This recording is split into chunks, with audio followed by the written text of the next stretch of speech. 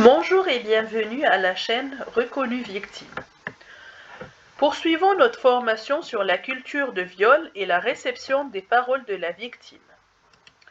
Nous avons parlé dans les vidéos précédentes sur la définition de la culture du viol, les phrases à ne pas dire à une victime de violence, la réception des paroles des victimes, et dans cette vidéo, nous allons évoquer que dire à une victime de violence.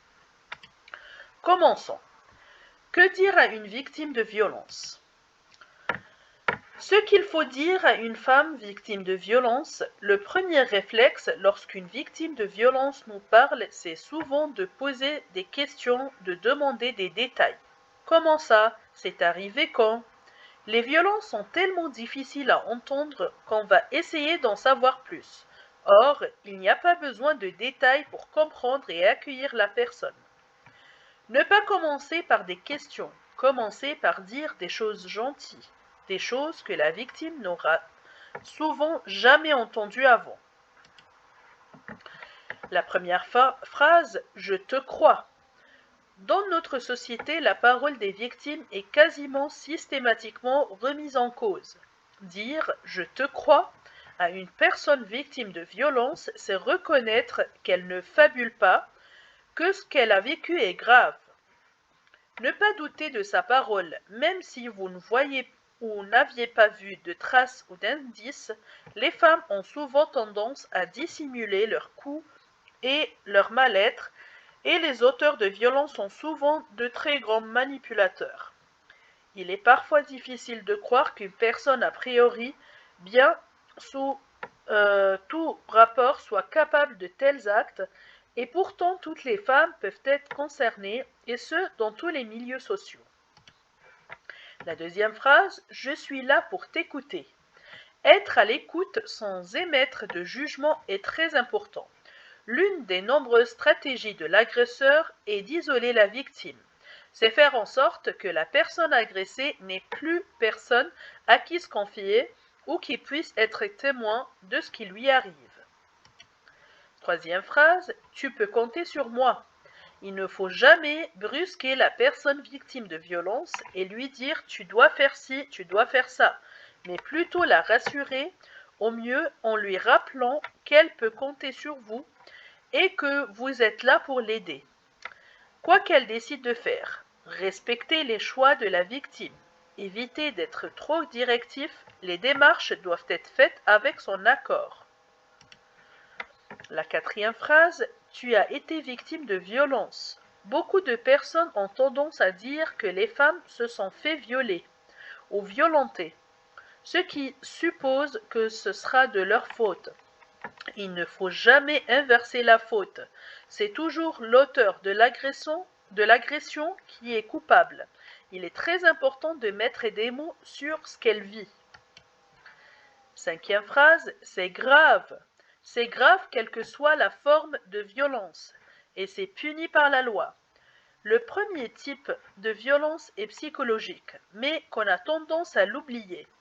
Viennent ensuite les violences physiques, sexuelles, verbales et économiques, qu'elles peuvent se faire au sein du couple, au travail ou dans la rue. Sixième phrase, tu n'y es pour rien. Rappelez à la personne victime de violence qu'elle n'y est pour rien, car l'agresseur aura toujours tendance à vouloir la rabaisser et à lui faire croire qu'elle est responsable de sa situation. Cette culpabilisation se traduit par de nombreuses remarques passives-agressives.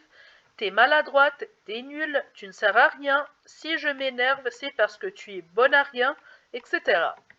Et quand on est sous emprise, on doute encore plus de tout, ce qui rend l'estime de soi encore plus difficile pour la victime. La septième phrase, tu n'es pas coupable. La manière de s'habiller ou le fait d'être sorti à tel endroit, à telle heure, ne justifiera jamais le droit de violenter une femme. Porter une jupe n'est pas un crime. Et jusqu'à preuve du contraire, l'espace public appartient à tout le monde. Toutes les femmes peuvent subir une forme de violence, quel que soit le physique, quelle que soit la tenue. Témoignages de femmes voilées. Nous avons des témoignages de femmes qui ont été harcelées alors qu'elles sont complètement voilées. Certaines ont même le visage caché, ce qui prouve que ce n'est pas le vêtement que l'on apporte qui est la cause du harcèlement. C'est selon l'article de Rue 89. 8e phrase, ce que tu vis n'est pas normal. L'agresseur est le seul responsable. Rien ne justifie l'agression. C'est pour cela qu'on rappelle toujours la phrase de « Le seul responsable d'une agression, c'est l'agresseur ». La 9e phrase, tu peux te faire aider. Il faut accepter le fait que toutes les femmes ne sont pas prêtes à se séparer de leur conjoint ou à porter plainte, mais il faut aussi pouvoir les orienter. Toutes les femmes peuvent se faire aider, il faut appeler le 3919, le numéro d'écoute nationale, avec des psychologues ou des assistantes sociales vont la conseiller.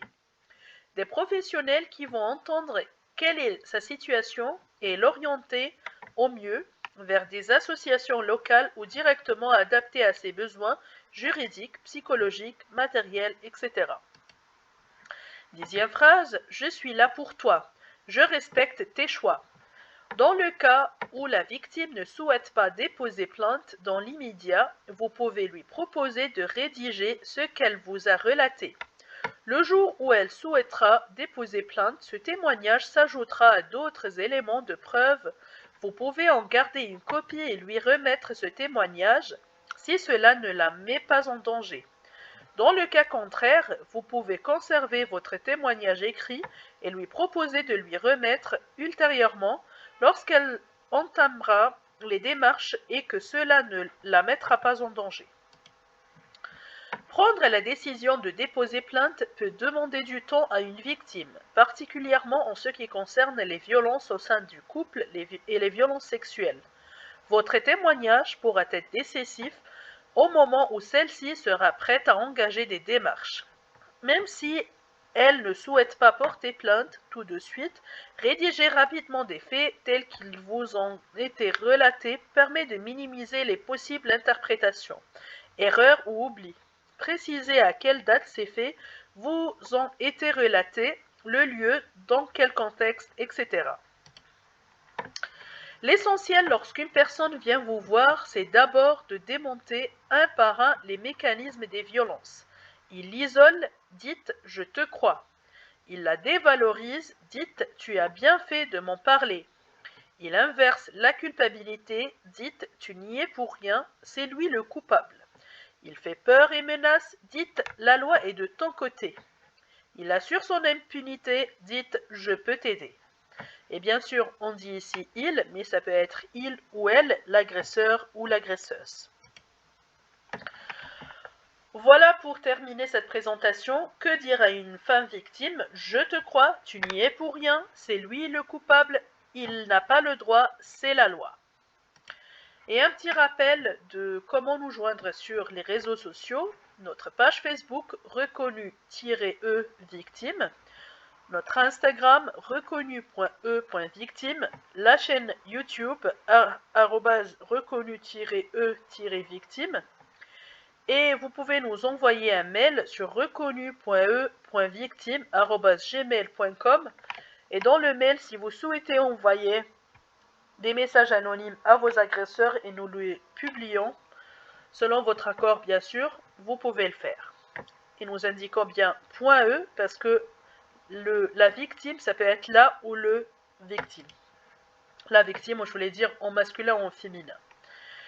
Et pour la note de fin, cette présentation est le fruit de plusieurs sources en ligne, plusieurs articles et livres lus, et de plusieurs formations des associations des droits de victimes, de lutte contre les violences et les agissements sexistes et sexuels. Son objectif est de sensibiliser les personnes au soutien des victimes et à la lutte contre les violences faites à leur égard.